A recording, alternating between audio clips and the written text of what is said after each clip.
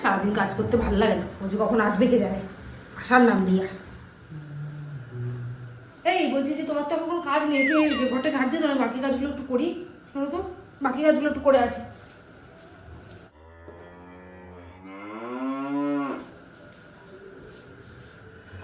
ও জল বলছি, একটু জল দাও না খাই। এই বলছি তুমি এসছো, জলের বোতলগুলো ভরো তো। হ্যাঁ হ্যাঁ, আমি বাকি কাজগুলো করবো, তারপরে এই বাসনগুলো একটু ধুয়ে দিও। হ্যাঁ, এই জলের বোতলগুলো ভরো। আমার বাসন হ্যাঁ। যে এত দরকারি কাজ করে কে জানে, ছাতার মাথা।